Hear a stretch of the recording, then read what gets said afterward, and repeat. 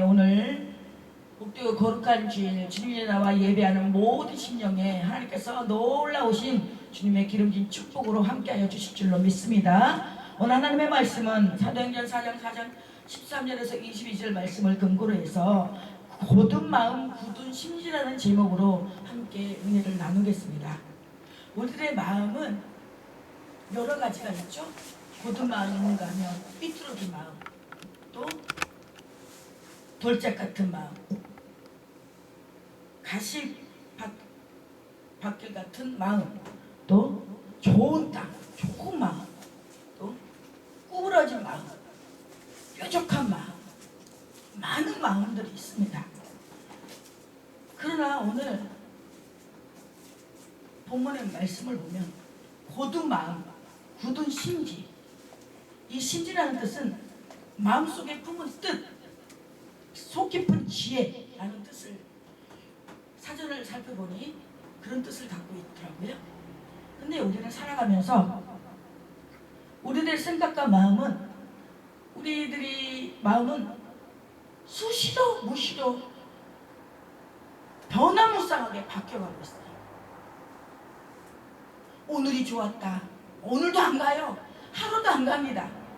응? 금방 좋았다, 금방 우울했다, 금방 그냥 화장실 들어갈 때 나오고, 화장실 들어갈 때 다르고 나올 때 다르다고 우리들의 마음은 늘 항상 변화무쌍한 것 같아요. 근데 왜 그렇게 우리들의 마음이 흔들리고 요동하냐? 그는 내가 이 가치관이 뚜렷하지 않고 정체성이 불투명하기 때문에 우리들의 마음은 쉽게 흔들리고 좌지우지하는 거예요. 응? 이 사람이 말하면 솔깃해서 이 사람 말에 따르게 되고, 저 사람이 말을 하게 되면 저 사람 말에 솔깃하고 따르게 되고, 응? 아무 생각 없어. 여기 갔다 저기 갔다. 때로는 내가 하나님을 그렇게 사랑하는 것 같으면서도 또 어떤 날을 보면 내 마음이 번뇌하고 내 마음이 복잡하고, 이렇게 해서 신앙생활을 해서 무슨 의미가 있어? 그렇게 생각하고 그렇게 결론을 짓고 그렇게 가는 사람들이 비일비재합니다. 오늘 이 고든 마음 굳은 심지,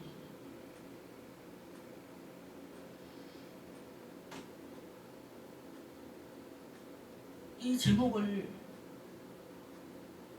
정했는데, 정말 이 말씀을 준비하면서 이 고든 마음, 구부러지고 삐뚤어지고,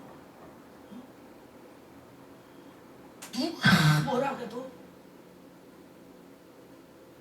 내가 갖고 있는, 내가 생각하고 내가 계획했던 거 흔들리지 않고 요동치 않고 그냥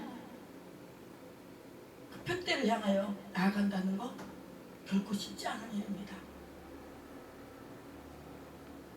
그러나 오늘 고든 마음 굳은 심지로 나아가는 두 사람이 있어요. 오늘 말씀을 통해서 보니까, 이 본문의 말씀을 통해서 보니까 이 베드로와 요한은 그런 사람이었어요. 베드로와 요한이 처음부터 그랬을까요? 베드로와 요한도요, 예수님을 부인하고요, 예수님을 모른다고 했고요, 그랬던 사람들이에요. 근데 성령의 충만함을 받으니까 굳은 마음 굳은 심지로 나아갈 수 있었던 것입니다. 오늘 본문에 보니까 대단히 용기 있는 베드로와 요한을 만나게 되는데, 이들은 처음부터 의롭거나 용기 있는 사람이 아니었어요. 한때는 예수님을 모른다고 부정하는 실수까지 저지른 보통 사람이었는데, 그들은 온갖 협박과 핍박을 두려워하지 않았으며 죽음까지도 무서워하지 않았어요. 그들의 이 엄청난 이 고든 마음 굳은 심지는 어디서부터 왔을까요? 어디서부터? 옛날 로마 시대에 도미티아누스 황제 때에도 기독교인들은 많은 박해를 받아 수많은 성도들이 예수님의 이름으로 순교를 당했어요. 그 순교사에서 전해오는 한편의 이야기를 소개한다면 어느 재판장이 많은 성도들이 붙잡아다 놓고 사형 선고를 내리기 위해서 잔뜩 위험을 뽐내며 내려다보았습니다. 근데 이상하게도 끌려온 성도들은 집에 걸린 겁에 질리기는커녕 싱글싱글 웃고 다닌다는 것입니다. 재판장은 몹시 화가 나서 저들을 매우 초라하고 호령했고, 이때 옆에서 이를 돕던 사람이 충고하기를 성도들은 매 맞으면 주님의 이름으로 맞는 것이기에 오히려 더 좋아했고 더 좋아했다고 알려주었습니다. 그렇다면 당장 죽이라고 재판장이 명령하자 죽이면 천당 간다고 더더욱 좋아하고, 정배를 보내면 조용한 가운데서 하나님과 교제할 수 있어 기뻐하니 이런 방법으로 효과가 없다고 말해주었습니다. 그러자 좋은 생각이 떠올랐습니다. 성도들을 죄짓는 것을 가장 무서워하니 돈을 많이 주어서 그들로 하여금 세상에 나가 죄를 짓도록 유도하자는 것입니다. 일리 있는 이야기입니다. 정말 하나님의 사람들은 세상이 감당할 수 없음을 믿음의 조상들에게 얼마든지 봅니다. 히브리서 11장에 보면은 1절부터 보면은 아브라함을 위시하여 믿음의 조상들을 쭉 나열하고 그들의 생애와 믿음의 위대함을 기록하면서 38절에 가서 결론 맺기를 이런 사람은 세상이 감당치 못하도다라고 말씀하고 있습니다. 그렇습니다. 우리는 세상이 감당치 못하는 사람이 돼야 됩니다. 근데 세상이 감당치 못한 사람이 돼야 되는데 이 세상 사람들보다 더 못하네? 누가? 누가 아닌, 다른 사람이 아닌 내가 세상 사람들과 똑같이 행동하고 똑같이 말하고 똑같이 한다면 별다를 게 뭐가 있어요? 그들에게 무슨 의미가 있을까요? 예수님께서 십자가에 못 박혀 돌아가셔서 나의 죄를 사하시고 영원한 생명을 주신 그 하나님이 그 예수님에게 무슨 의미가 있을까요? 그 예수 이름으로 참고 견디고 인내하고 핍박받고 모욕받고 밟힐지라도 그 예수 이름으로 오리를 가자하며 심리를 가고 내 겉옷을 달라 하면 속옷까지 줄 수 있는 그런 믿음의 사람이 됐을 때 세상 사람들은 감동하고 네가 만난 예수, 네가 믿는 예수 나도 한번 믿어보자 하고 나오게 되는 것입니다. 그렇지 않고는 지금 전도하기도 힘들고요.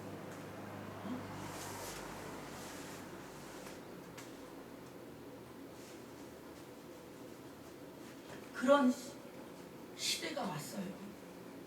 이 안 믿는 영혼들, 믿지 않는 영혼들 어떻게 전도할 겁니까?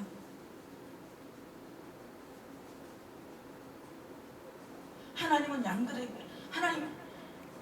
하나님은 양들을 붙이는 게 왜 양들을 어떻게 해서 보내주시는지 아십니까? 세상도 감당치 못할 정도로 그만큼 심한가, 그만큼 사랑과 관심과 에너지를 쏟아야 되기 때문에 그렇지 않으면 보내지를 않는데요. 근데 우리는 얼마나 영혼들을 위해서 에너지를 쏟고 있냐고요. 내 자신부터.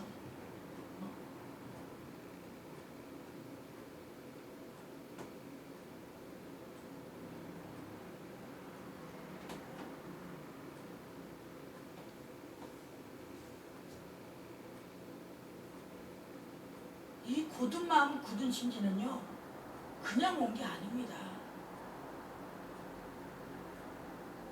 용기가 있을 때 오는 거예요. 용기가 생길 때 내 마음이 곱고 굳은 마음으로 갈 수가 있는 거예요.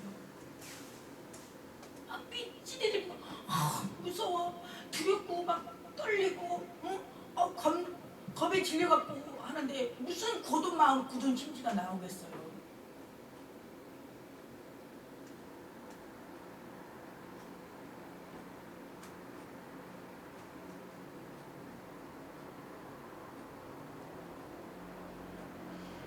그렇다면 이 용기는 어떤 데 생기는 것입니까? 첫째, 무지할 때 용기가 있습니다. 무식이 용감하다고. 두 번째로 본성에서 오는 용기가 있습니다. 많은 세상 사람들 그러잖아요. 내 주먹을 믿으라. 그런 용기, 그런 본성에서 오는 용기가 있고, 성격적으로 그런 용기를 가진 사람이 있어요. 무대뽀로 무식하게. 세 번째, 지식에서 오는 용기 있어요. 네 번째,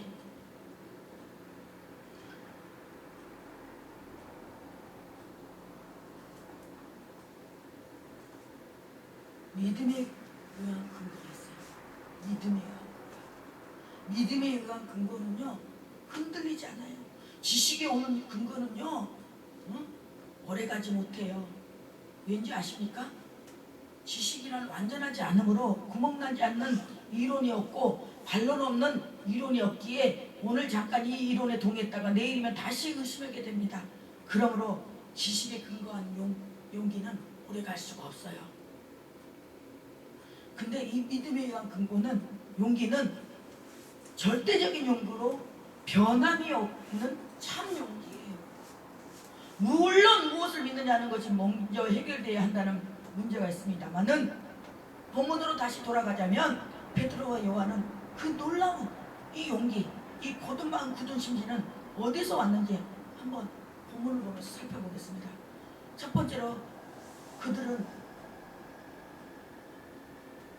이 근거는 오직 믿음이었어요.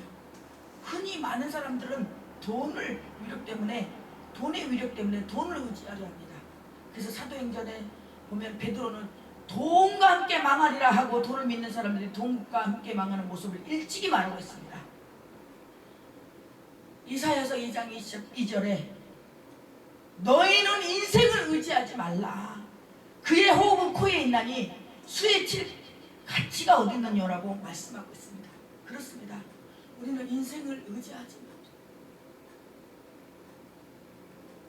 정말 느껴요. 뼈저리게 인생 의지하지 말아야 됩니다. 인생 의지하다간요 큰 거 다칩니다. 사람은요 사랑할 대상이지 의지할 대상이 아닙니다.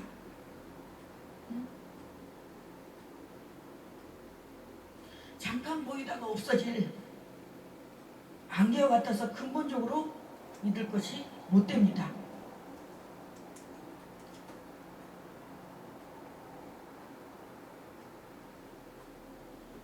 이 본문에서 나타나고 있는 베드로와 요한의 그 용기는 오직 절대적인 믿음에 의해서 근거하고 있습니다. 상대적인 신앙으로는 그와 같은 용기가 어림도 없습니다. 그들의 믿음은 지식이나 이론이나 추상적인 어떤 것이 아니라 역사적인 사건이었습니다. 예수님의 십자가의 부활에 나타난 그 계시와 자기와의 관계를 맺고 있는 믿음을 세웠습니다. 다시 말하면 객관적인 은혜를 주관적으로 소화한 것입니다.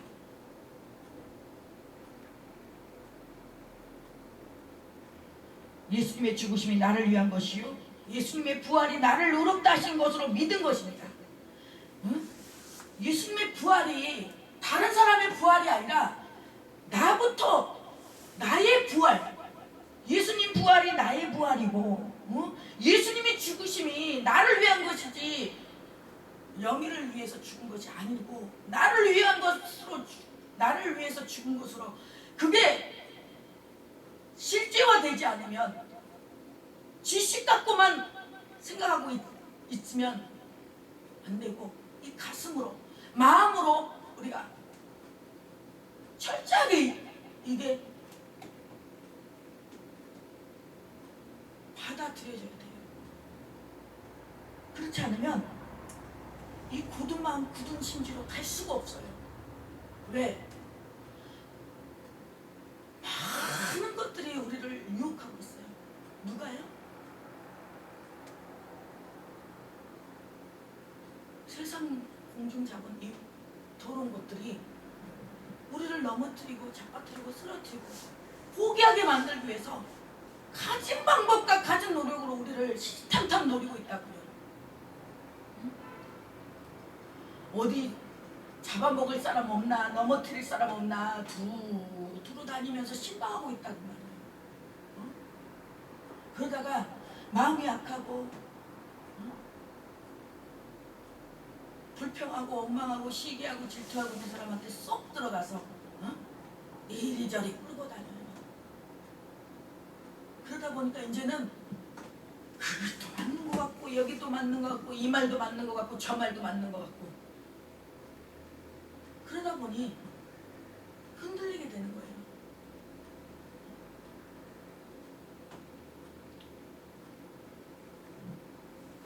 그 말이 어디서 나오냐면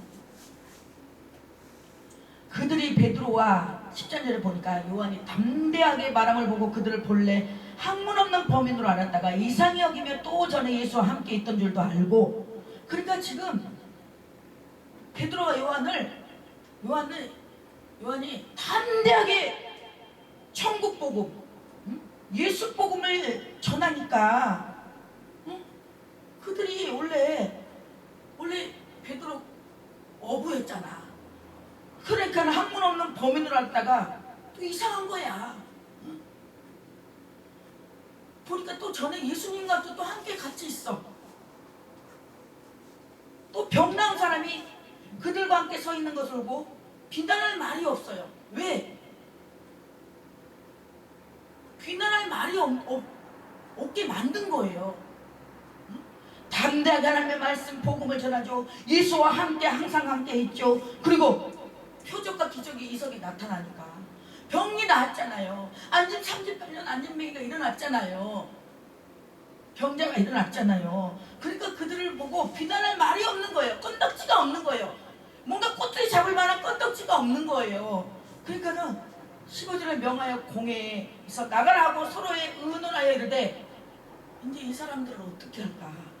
그들로 말미암아 유명한 표적 나타난 것이 예루살렘에 사는 모든 사람에게 알려졌으니 우리도 부인할 수 없느니라. 이거는 빼박할 수 없는 거예요. 지금 표적 나타난 것이 유명한 표적 하나님의 권능과 영광이 널리 드러난 안진뱅이 치유 사건이 이미 드러났잖아요. 그리고 예루살렘에 사는 모든 사람에게 알려졌어요. 그러니까 부인한다 한들 그 사람들이 믿겠어요? 그 사람들이 38년 된 안진뱅이가 치유된 사건을 그 사람들이 예루살렘 사람들이 다 목도했어요. 근데 그걸 보고 백날 이 사람을 뭘 한들 먹혀 들어가겠냐고요. 결론은 그래서 우리는 능력 받아야 돼요. 권능 받아야 돼요. 그러면요 그 사람들 함부로 말 못해요.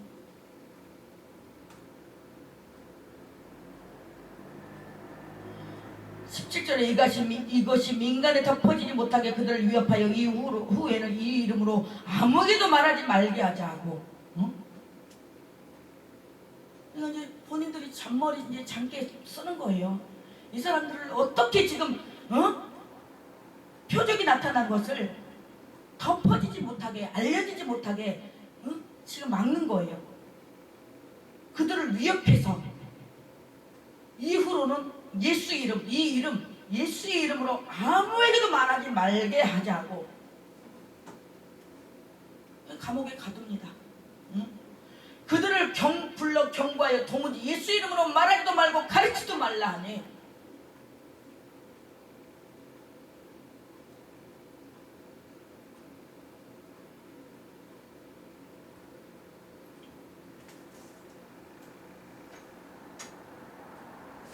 그러나 19절에 베드로와 요한이 대답하여 이르되 하나님 앞에서 너희의 말을 듣는 것이 하나님의 말씀을 듣는 것보다 옳은가 판단하라.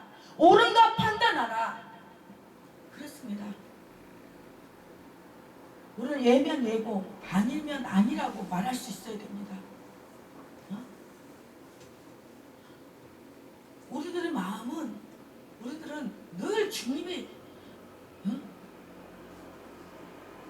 여기도 붙었다 저기도 붙었다 간신 마냥 그거 하지 마십시다.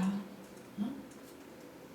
우린 진리 편에 서서 목에 칼이 들어와도 아닌 건 아니다라고 말할 수 있는 그런 자들이 돼야 돼요.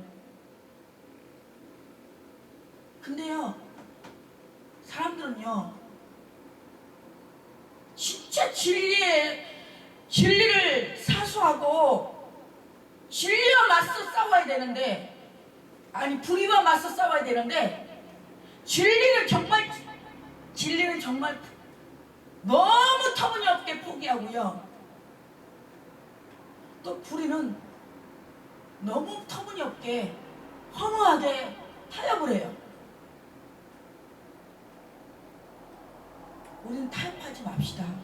불의에 대해서는 어떤 내가 굶주릴지라도 내가 손해가 날지라도 불협하지 맙시다. 타협하지 맙시다. 불의 앞에서는 정말 우리는 진실하고 신실하고 정직하게 거룩하게 나아가야 될 줄로 믿습니다. 아멘.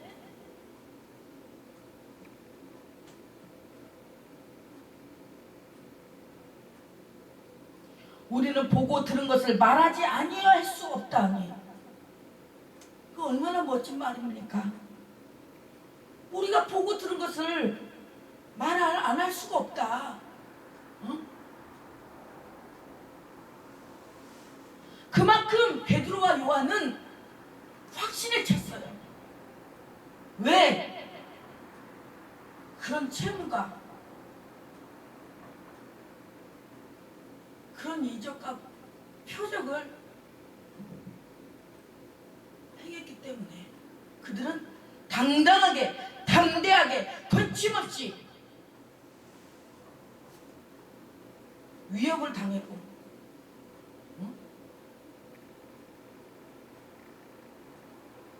그 사람들이 어떤 방법으로 그 사람을, 베드로와 요한을 해코지 하려고 해도 감당할 수가 없었어요. 잽이 안 됐어요. 게임이 안 됐어요.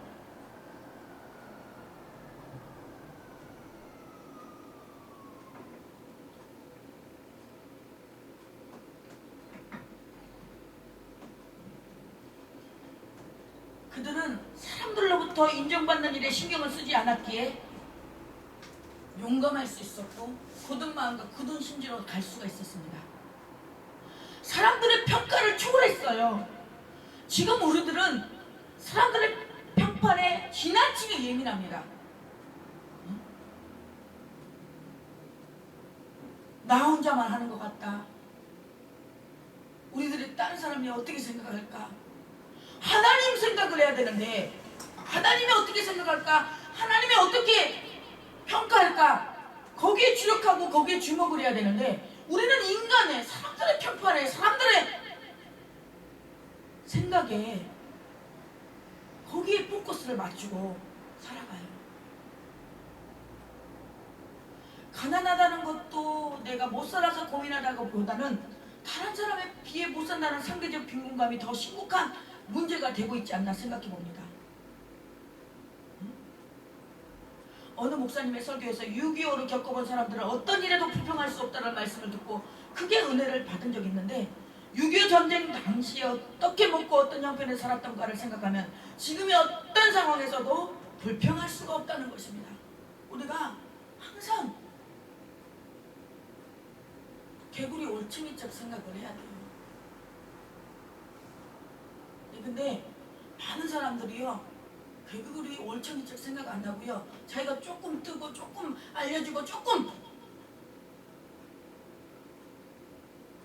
유명해진다 생각하면요, 자기 잘난 것에, 자기가 잘나서, 자기가 잘해서, 자기의 노력으로 그렇게 된 줄 알고 모가지에 힘주고, 응?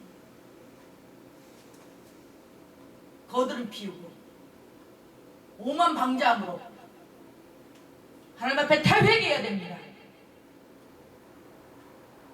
사람들의 평판이나 눈치에 신경을 쓰다면 보면은 아무 일도 못해요. 개는 짖어라, 기차는 달린다, 평판을 구별하고 칭찬에 매달리면 초라해. 비겁한 사람으로 전락하게 되므로 평가에 우리 초라합시다. 이 오늘 이 본문에 나타난 이 본문에 나오는 이 베드로와 요한은 사람들의 말에 전혀 신경 쓰지 않았어요. 하나님 앞에서 너희 말 듣는 것이 하나님의 말씀을 듣는 것보다 옳은가 판단하라. 철저하게 하나님께만 신경을 썼어요. 하나님을 기뻐하라, 사람을 기뻐하라. 사람을 기쁘게 하면 하나님의 종이 아니라고 말씀하신 것처럼 우리는 철저하게 하나님께 포커스를 맞추고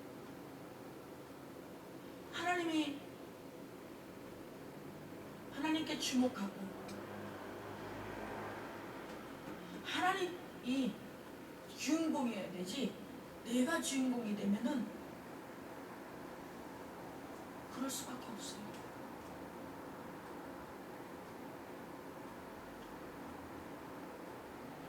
어느 면으로는 독선적이고 고집스러운 것 같으나 하나님께서 인정하시기만 하면 그만이라는 것입니다. 심리학자들에 의하면 여성들은 병원에 있으면서도 자기 치장하고 꾸미기 바쁘다고 해요. 그러다 보니까 더 아프다는 거예요. 우리는 오직 하나님께만 신경 쓰는 사람이 돼야 돼요. 하나님이 나를 위하시면 누가 나를 대적하리요? 하나님이 나를 의롭다 하시면 누가 나를 정죄하리요? 내가 정죄받고 비판받고 판단받는 것도 내 잘못입니다. 하나님께 인정받고 하나님이 나를 위하시면 누가 나를 대적하고 하나님이 나를 의롭다 하시면 누가 나를 정죄하겠습니까? 하나님과 나와의 관계입니다. 하나님께 포커스를 맞추십시오. 아멘? 우리 이제 하나님께 포커스를 맞춥시다. 누가 뭐 올려도 나만 올리는 것 같네, 알아주지 않는다, 혼자 하는 것 같네, 그런 거 신경 쓰지 마세요. 본인 할 일 하는 거예요. 내가 많이 올렸으니까, 내가 이제 많이 올렸으니까, 내가 오전에 올렸으니까, 그런 의식 버리라고요. 그냥 내 할 일이에요. 내 일이에요, 그게.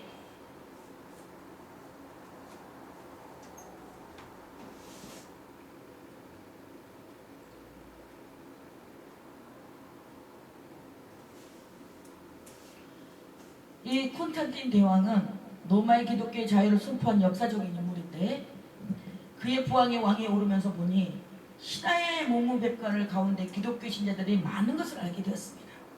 그런 비기독교인이었기에 부하들에게 관직과 기독교 중 하나만 선택하도록 명령했다고 합니다. 기독교를 따르려면 관직을 포기하고 관직에 있으려면 기독교를 버리라는 것이었습니다. 이때 상당한 기독교인들이 왕께는 재촉했지만 관직보다는 예수님을 택했습니다. 물러서는 그들의 표정은 더없이 맑고 편안했지만 왕은 대단히 괴로웠어요. 이제 남아있는 사람들을 살펴보았더니 그 중에서도 역시 기독교인들이 많이 남아있었습니다. 그들은 예수를 등지고 관직을 택했던 것입니다. 왕은 깊이 생각한 끝에 다시 불러 선정을 베풀었다고 합니다. 결국 그의 아들 때에 이르러서는 기독교를 로마의 국교로 선포하는 역사적인 일이 일어나게 될 것입니다. 예수의 이름을 위해서는 버릴 것이 없는, 용감하게 버리는, 예수님의 이름을 위해서는 버릴 것은 용감하게 버리는 용기가 필요합니다.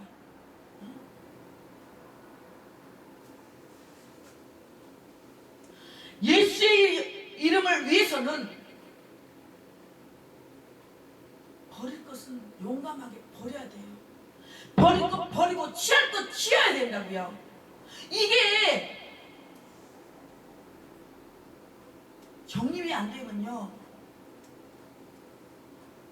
흔들리게 돼요. 요동치게 돼요. 변화무쌍하게 돼요. 저도 한 며칠 전에 굉장히 제 마음이 힘들었어요. 그 힘든 거는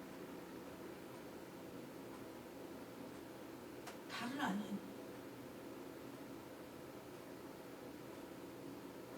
그 하나님의 소명의 부르심에, 나를 부르신 목적, 이 소명, 그게 확고히 되지 않으면요, 세상 것 때문에 흔들리고 요동치게 돼 있어요. 그것 때문에 너무 힘들어서 주님 앞에 기도했더니, 내 종아, 그런 거 그렇게 연연하지 마. 나는 너를 원하고 있어. 나는 너만 보여. 라고 그렇게 위로의 말씀을 전해주시는데, 그렇습니다. 맞습니다.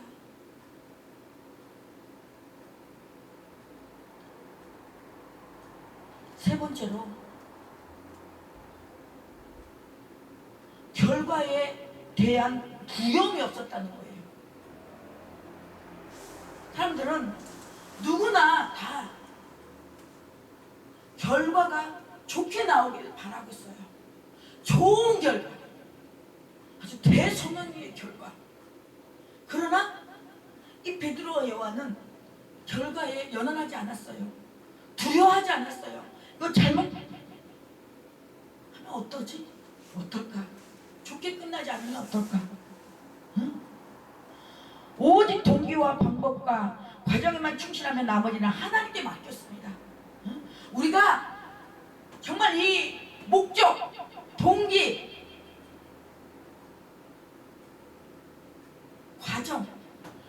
과정에 우리가 최선을 다하고 충실하다 보면 하나님께서 하십니다. 하나님께 우리를 맡겨야 돼요. 근데 노력도 안 하고 그냥 하나님이 하시겠지, 그냥 감놈에 감 떨어지시 누워가지고 그냥 입만 벌리고 있다면 그거는 어불성설이죠.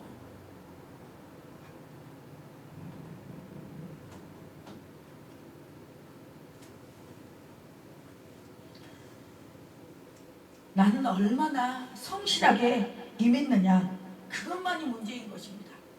다른 사람은 몰라도요, 자기 자신이 더 잘 알아요.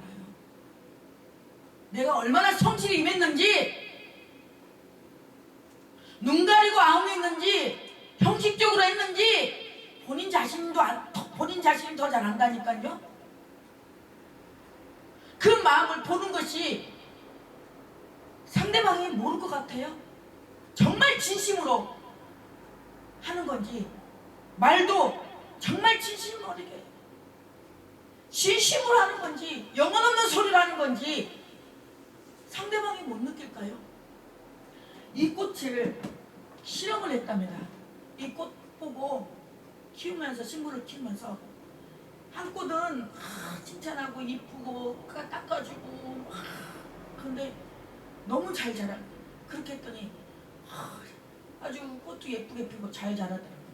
근데 한쪽 꽃은 맨날 그냥 구박하고, 맨날 막 부정적인 소리하고, 그냥 타박하고 궁박하고, 그러니까는 며칠 내에 꽃이 죽어 있더랍니다. 그렇습니다.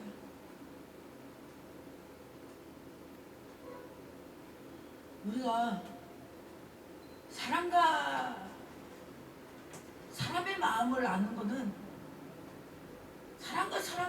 사람과의 통하는 것은 다른 것이 아니고요, 진심이에요. 진심. 주의 일도 그렇습니다. 우리가 하나님의 마음을 움직이는 건요, 우리가 정말 진실하게 거룩하게 하나님의 일을 깨부리지 않고, 꼼수 부리지 않고, 중상모라 곤문술수하지 말고 성실히 임한다면 결과는 말해서 뭐합니까?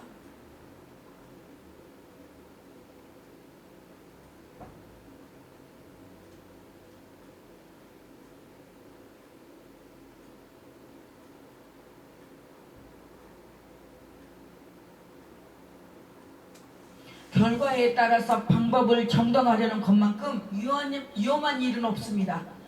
때때로 우리의 잘못된 방법이었지만 하나님의 은혜로 선용되어 좋은 결과를 볼 수도 있습니다. 그러나 아름다운 결과라고 잘못된 방법이 결코 정당화될 수는 없는 것입니다. 결과가 방법을 정당화하는 것은 마르크스의 이론이요, 공산주의의 이론입니다. 모든 것을 합력하여 선을 이루신 분은 하나님이십니다.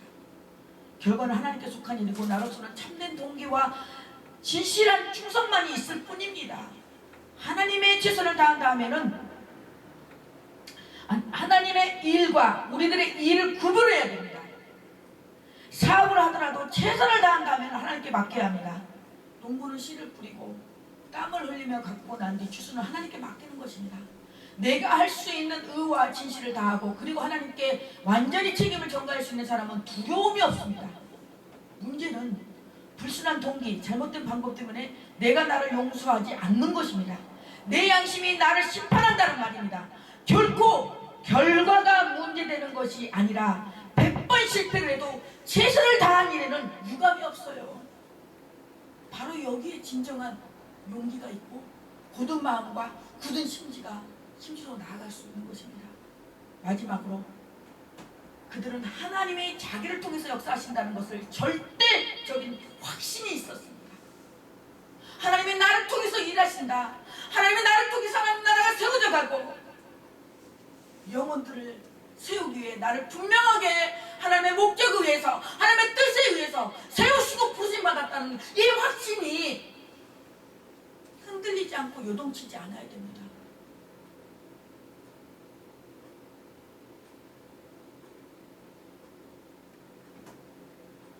여기 보십시오. 우리가 보고 들은 것을 말하지 아니할 수 없다니. 근데요, 중요한 건 내가 보고 들은 것이 있어야 전하죠. 이 사람들은 보고 들은 것이 확실하니까 담대하게 거침없이 전할 수가 있었어요. 어떤 핍박 가운데서도, 어떤 조롱 가운데서도, 어떤 위협 속에서도. 근데 내가 없어. 내가 받은 것도 없고 들은 것도 없고 체험한 것도 없어. 그런데 어떻게 예수의 증인이 될 수가 있겠어요? 법정에서 이 증인은 확실하게 그걸 증인할 수 있는 사람이 증인으로 쓰잖아요. 증인으로 세우잖아요. 예수의 증인이 되어야 된다고요. 예수의 증인이 되려면 말씀, 기도, 주님 만나야 돼요. 성령을 받아야 돼요. 우리는 성령을 받지 않고는요, 성령 충만할 수도 없고요, 성령 충만하지 않으면요 하나님의 일을 할 수가 없어요. 내 의, 내 생각, 내 방법으로? 아니요. 하긴 하겠죠. 힘들어요. 이 조그만 거에서도 기도할 때 하나님께서 지혜 주시고 명철 주시지, 기도 안 하고 내 방법으로 한다? 내가 어떤 직분을 맡았든 어떤 일을 감당할 때 하나님 앞에 지혜로만 구하고 지혜로 구하고 기도함으로 하나님 앞에 인도함을 받을 때 그 일을 감당할 수 있고 그 일을 처리할 수 있고 그 일을 해나갈 수가 있어요. 그러나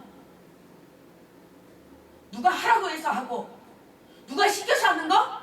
그거 오래 못 갑니다. 내가 그 사명을, 그 직분을 맡았으면 내가 하나님 어떻게 이 직분을 잘 감당할 수 있을까요? 지혜를 주십시오.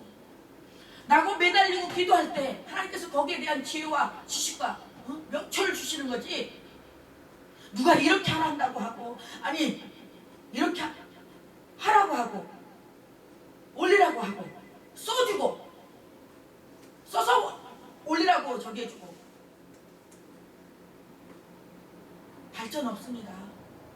부족하지만 내가 자꾸 해보고 처음부터 잘하는 사람 있나요? 처음부터 잘하는 사람 있을까요? 아니요. 다 시행착오 다 겪습니다. 아멘.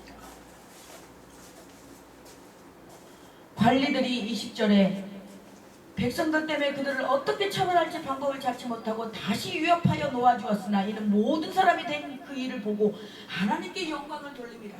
그렇습니다. 우리는 하나님께 영광이 돼야 돼요. 하나님께 영광이 돼야 돼요. 하나님께 영광 돌리는 것을 내 영광으로 가로채고 내가 복음이 돼갖고 내가 어떻고 그게 어떻게 하나님의 말씀을 전하는 것입니까? 내가 복음을 전하는 거지.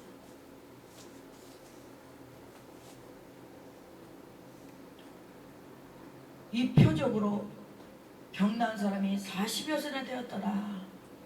태안 이후 40여 년 동안 안진병으로 지난 자가 치유된 것은 기적이자 하나님의 큰 은혜였음을 간접적으로 강조하는 구절입니다. 그렇습니다.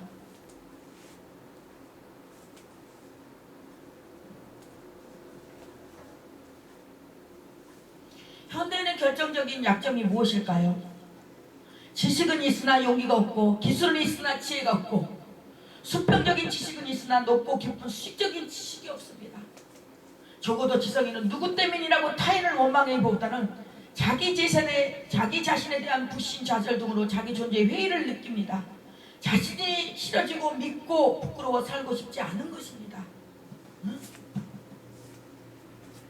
그러나 하나님이 나를 쓰시고 내 편에 계시어 나를 통하여 역사하심으로 내가 하는 일이 곧 하나님이 하신 일임을 확신할 수 있었습니다. 용기가 넘쳐날 수 있었던 것은 하나님을 등지고 하는 일은 자신이 없습니다. 하나님의 뜻을 거역하며 비껴가는 길은 비겁해질 수밖에 없습니다. 응? 이 마르틴 루터가 종교 재판을 받기 위해 재판소를 향해 갈 때 일입니다.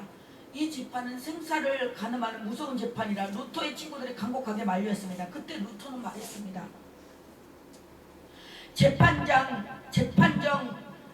기와장만큼이나 마귀가 많더라도 나는 재판정에 서리라. 그리고 재판정에 서서는 오 하나님이시여 나 여기 서 있습니다 라는 외마디 기도를 했다고 전해집니다. 하나님만 의지하기에 나의 최선을 다한 다음에는 하나님께 모든 것을 깨끗이 맡겨야 합니다. 그래야만이 놀라운 용기가 생기는 것이고, 베드로와 요한같이 하나님 앞에서 너희 말을 들으랴, 하나님의 말씀을 들으랴 하는 용기가 있는 결단이 오늘의 우리들에게도 절실히 요청되고 있는 것입니다. 하나님의 말씀을 듣고 하나님 앞에 서 있는 사람은 용기가 있습니다. 그러나 하나님을 등지고 하나님의 말씀을 거역하는 사람은 용기가 없어요. 굳은 마음, 굳은 심지가 없어요. 응? 그러니까 회피하고 전화도 안 받고 응? 운동 생활하는 거예요. 자기만의 카테고리 안에 갇혀가지고. 응? 사랑하는 여러분, 우리 그리스도인은 가난해도 떳떳하게 가난해야 됩니다. 실패해도 비겁해지지 말아야 되고, 비난을 받아도 신앙적으로 담담하게 견디는 것입니다. 내가 아니면 쫄 필요 뭐 있어요? 죽어가는 일이 있더라도 자랑스럽게 그리고 감사하면서 죽을 수 있어야겠습니다. 돌에 맞아 죽으면서도 원수를 위하여 기도하는 스데반처럼 여유를 가지고 신령한 감각과 거룩한 지혜로 살아가는 그리스도인이 되어야 할 줄로 믿습니다. 그리하여 세상에 감당하지 못하고 비판할 수 없는 이 굳은 마음과 굳은 심지로 말미암아 하나님께 영광이 돌리고 하나님께 영광 돌리고, 응? 어떤 나에게 고난과 핍박과 고통과 환난과 역경이 닥쳐온다 하더라도, 응?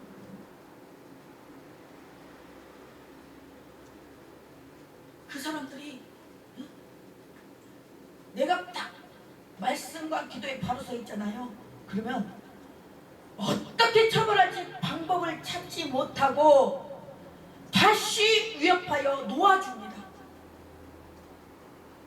그런 역사가, 그런 사건, 그런 은혜가, 그런 체험이 있어야 돼요. 원수가 다시 내 앞에서 꼬꾸라지는 역사, 방법을 어떻게 처벌할지 방법을 찾지 못하고 다시 위협하여 놓아주는 역사. 사단이 우리를 백날 죽이려고는 씻고 찾아봐도 찾을 게 없어서 도로 너는 안 되겠다, 너는 안 되겠다 하고 포기하는, 사탄 마귀 귀신이 포기하는 그런 역사가 있어지기를 예수 그리스도 이름으로 간절히 축원합니다. 축원합니다. 할렐루야.